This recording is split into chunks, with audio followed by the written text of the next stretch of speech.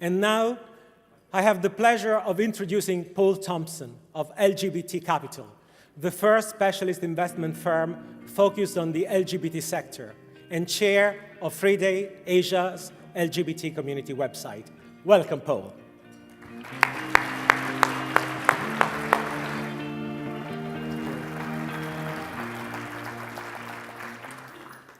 Good afternoon, everybody. It's a great pleasure to be here today. I'm actually based in Hong Kong. I was sitting at my table talking to somebody that's doing great things in India, and people from all around the world are here, so I think it's a fantastic event and it's great to be part of it. At the moment, I can't see my slides, and I was trained earlier on. I was told there's a green button for the right and a red button for the left, and it took them half an hour to train me to do that. So you can imagine how good my technical skills are. Can I have the first slide? I guess oh, there we go. And I can't see it down here. So I can see a picture of me down here, which is not particularly appealing. Oh, there we go. I can see it now. I have to say, I don't know how I'm going to follow a couple of the speakers today. Martina Navratilova, what an amazing woman. And secondly, somebody that referred to a guy as a moose.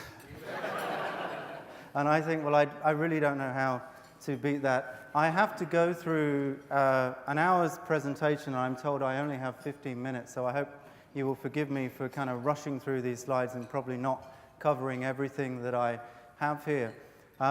Just a brief introduction to start with on LGBT Capital. We at LGBT Capital come from an investment banking background, which used to be a nice thing to say, and unfortunately it's now a dirty word. And I thought of LGBT Capital years ago when I was at Goldman Sachs, and for me it was taking something that I'm used to doing, which is investment, looking at companies, figuring out how to make money. And yes, I'm actually going to talk about making money as opposed to diversity, but I actually think the two are very, very, very linked together. And decided at a point in my career a couple of years ago to align what I've done in the past, which is investment and investment banking and so on, with what I'm passionate about, which is LGBT. And we, along with my business partner, Anders Jacobson, who's here today, set up LGBT Capital, which really is the first investment company, which we do a number of other things as well, which actually looks at LGBT as a sector, as a LGBT consumer sector, as a business sector. So the presentation today is really about business and how business is linked into LGBT and how ultimately I believe, and based on our philosophy, that actually business and the power of money, as well as the great things that we're doing here at Out and Equal and other similar things, can actually drive change. And really the basis of the presentation is looking at that. So fundamentally, we believe in the development of ethical LGBT businesses. We believe in socially responsible investment, and that we ultimately believe that if we can invest in and grow good businesses, good LGBT businesses, it will actually have an impact and allow liberalization and normalization to occur. And that combining sound commercial investment with philanthropy and social enterprise will allow good to be done and to effect change.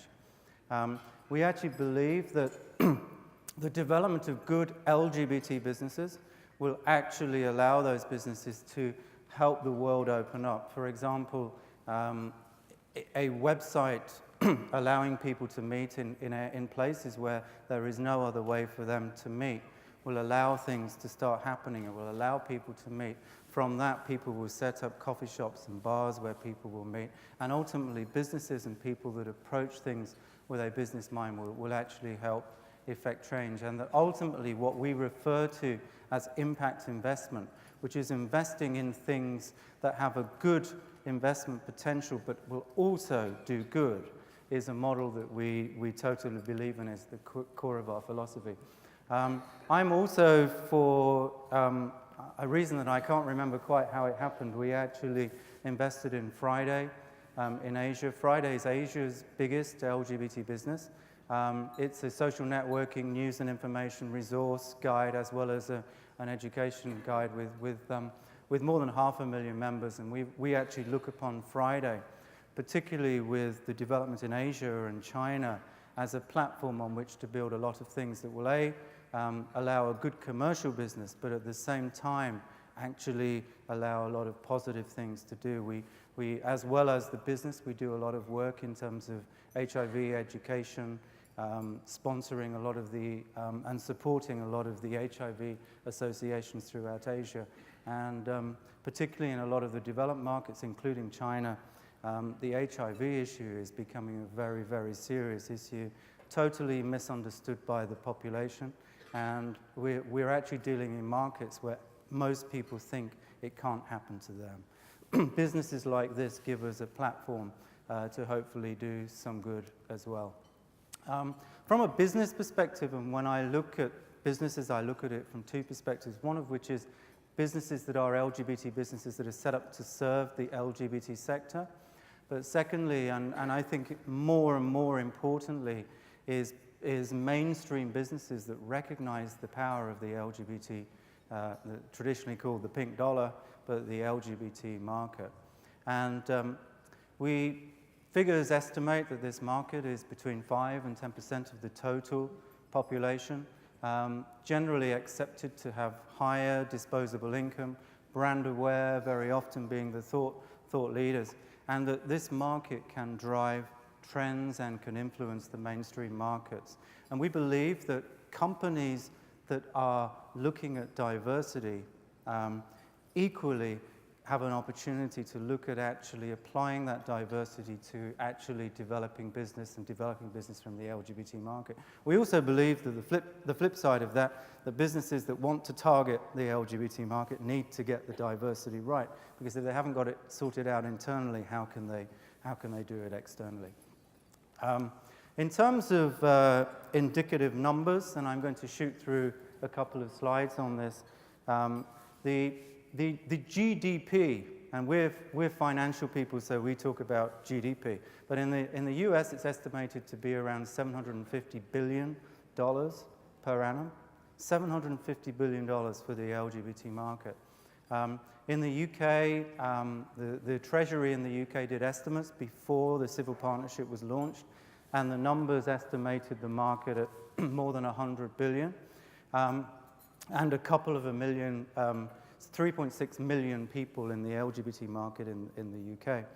What was really interesting to me in some of the numbers that we had analyzed, that not only did the LGBT market have higher disposable income, which we would accept, the numbers that were produced showed that the LGBT market actually, and particularly the LGBT male market, and that's, I think, is a whole other issue in terms of why the numbers are skewed, actually had higher gross income and not just disposable income. And I think we could talk for a long time about the reasons, but for me it was a very interesting fact. And the message that we are telling people and the core of our business, in that every walk of life, people need to pay attention to this market. And the more that people from a business perspective pay attention to the power of this market, the more this market will become accepted, because it becomes part of everyday life and it becomes a subsector of a market like everywhere else. These are the numbers that we think, other than actually follow every LGBT person around and see how much they're spending, this was the analysis that we did. And the figures are quite astonishing, and ultimately we look at a global market of 450 million people with $3 trillion of expenditure. And I think what is very interesting to me, and I'm going to say this because I'm from the region and we're focused on the region, is that when you look at Asia, you have an LGBT estimated population of 270 million people, and with a GDP of 800 billion. And if you look at the numbers for the US, Europe and Asia are pretty similar in terms of the actual estimated spend based on GDP.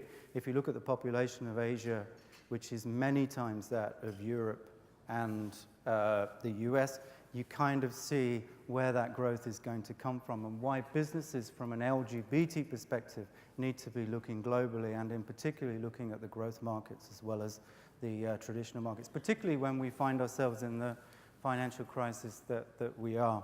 A few cliches now that our research, and we've actually, particularly through the website, actually had access to a lot of specific research, is that the LGBT population tend to travel more, spend more on clothing and luxury goods, etc., and also tend to spend a lot of time social networking.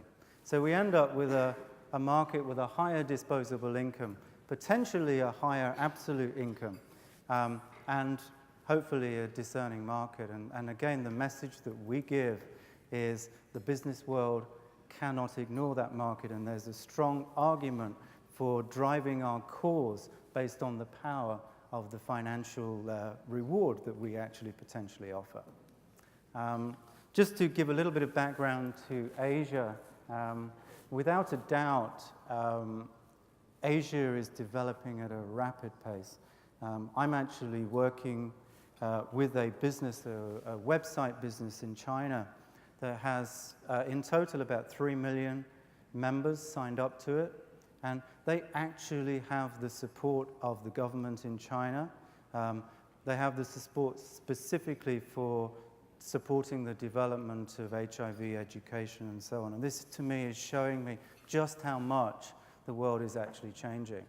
And Asia is a market, and I think one of the other messages that I think is incredibly important is that one model will not work all over the world. And I look at the US and I look at Europe, and I see US as a market that politically is significantly behind Europe in terms of LGBT marriage and other LGBT benefits, but significantly ahead when it comes to the corporate world. And when I attended Out and Equal conference last October, I was blown away by the kind of things that companies are doing. And I look at Europe and I see a market where politically Europe is incredibly ahead in terms of the marriage, and particularly even a country like Spain, a Catholic country which actually has gay marriage.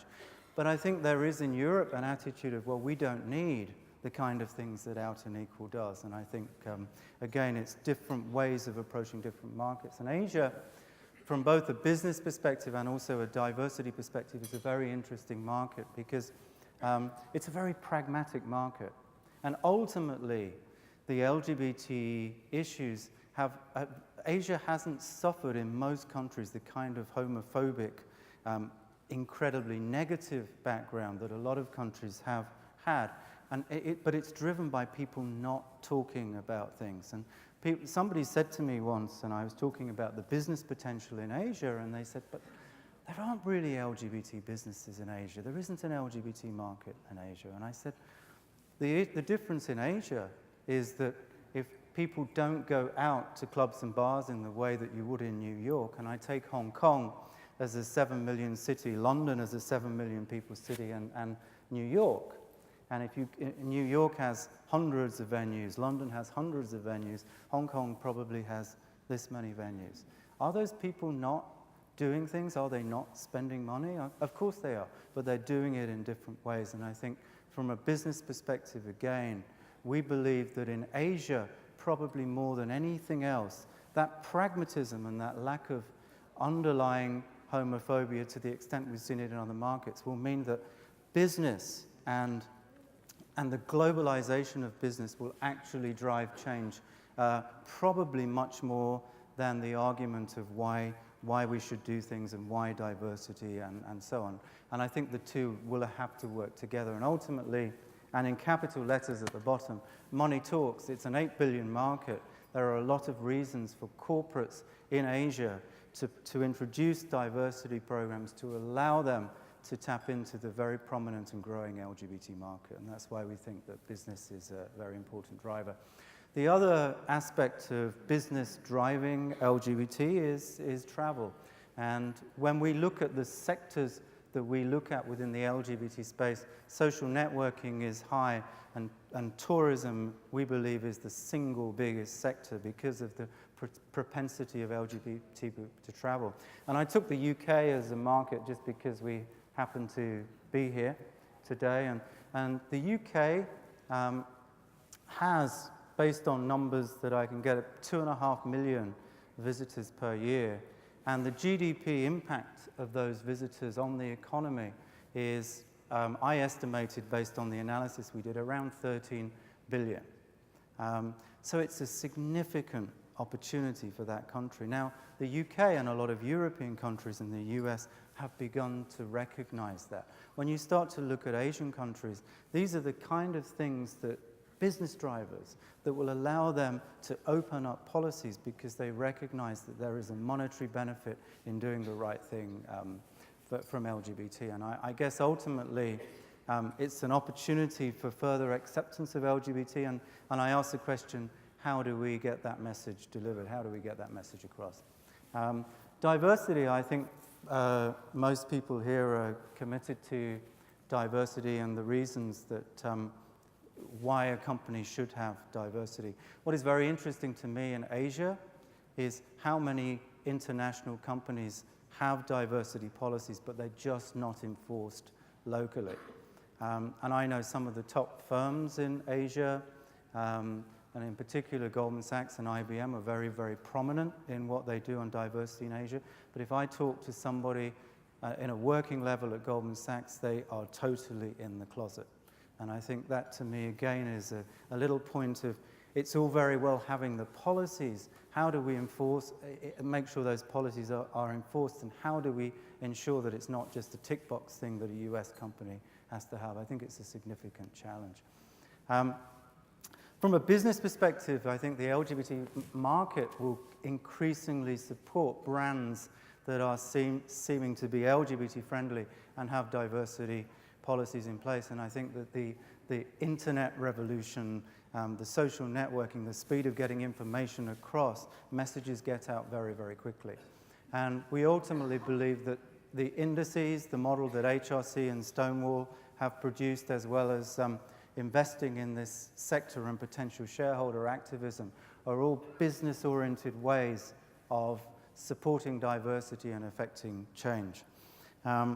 When we look at businesses, and I speak at quite a lot of events in Asia, where this is at its very early stages of development, the kind of things that we talk to them about in terms of them as a business targeting the LGBT market. And the first thing we say is, get the diversity right. I've just been told I have 1 minute, so I'm going to go through this very quickly. There are opportunities for companies to really clearly target the LGBT market by getting the diversity right. A couple of things that we're doing is we are working on a specific investment index as well as the equality index. So taking what Stonewall and HRC have done and actually building an index that you can invest in so that you can put the power of dollars behind that investment to actually offer an investment return based on that index. And I'm going to just quickly shoot through. We're in the process of actually working on an impact investment fund with actually a couple of major institutions, where that fund will actually invest in those companies that actually have the better diversity. First, it offers a socially responsible investment opportunity. Secondly, and actually in my view more importantly, it can offer good quality investment returns, because companies that get the diversity right generally have the best people and generally do better than those that don't. So actually you would have impact investment plus the potential for growth based on that type of thing. And again, these are the kind of initiatives that I believe will show that money, people, and business can actually drive and effect change. I think that's I'm going to my final slide. So ultimately, we strongly believe that the LGBT market business can drive and effect change. We need to be culturally understanding of different markets will drive in different ways. One of the things that is a big thing for me is that the globalization of diversity and the real implementation is incredibly important. But ultimately, companies, particularly in Asia and other developing markets, need to see the bottom line benefit for diversity. And the more we can generate the bottom line, I think the more we can actually affect change. Ditto with government and tourism bodies actually understanding the value of this market, and that LGBT, we believe, needs to be seen as a sector, just as any other sector would be a sector, and a sector that can be respected and is capable of producing business. And ultimately, business can, if done in the right way, be a driver for change. On that note, I think I'll get something thrown at me if I don't stop. So thank you very much.